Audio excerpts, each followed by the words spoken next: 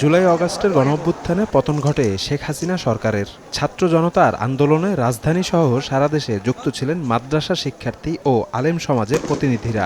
জুলাই ঘোষণাপত্রে আন্দোলনের এই অংশীজনদের ত্যাগের মূল্যায়নের মাধ্যমে সমতার নতুন বাংলাদেশ বিনির্মাণের দাবি উঠেছে।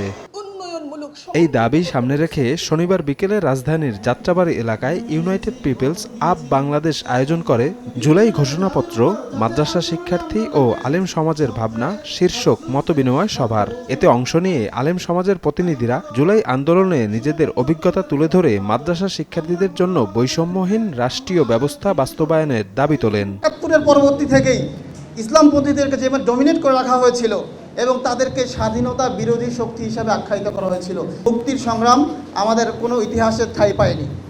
সেই ইতিহাস রচনার জন্যই জুলাই ঘোষণাপত্র খুবই জরুরি। কওমি এবং আলিয়া তাদেরকে রাষ্ট্রীয়ভাবে নানানভাবে বঞ্চিত করা হয়। জুলাইয়ের বৈষম্যকে যদি আমরা দূর করতে চাই তাইলে আমাদের নাগরিক হিসাবে কওমি এবং আলিয়া মাদ্রাসায় বিভিন্ন রকম রাষ্ট্রীয় সুযোগ সুবিধা এটা বৃদ্ধি করা লাগবে।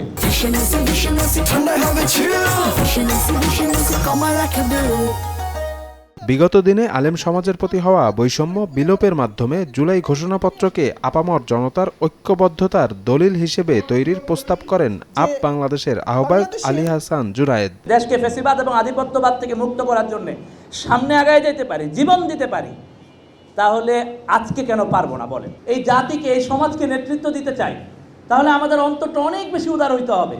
কি করে নিজে কম্প্রোমাইজ করে অন্যদেরকে ইনভলভ করা যায়, অন্যদেরকে এঙ্গেজ করা যায়, সেই দিকে আমাদেরকে ভাবতে হবে।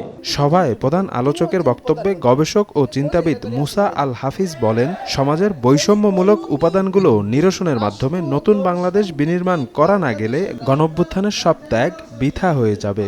আমাদের তথাকথিত শাসক শ্রেণী কোনোভাবেই চায় না আমাদের জনগণ যেন রাজনৈতিকভাবে সক্ষম এবং সচেতন হয়ে ওঠে। তারা আপনাকে অন্ধ রাখতে চায়।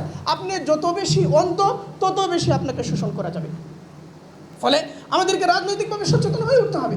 জুলাই অভ্যুত্থানে প্রাণ হারানো মাদ্রাসা শিক্ষার্থীদের ত্যাগের কথা স্মরণ করেন আলোচকরা। সকালে এটা স্থির করে রেখেছে।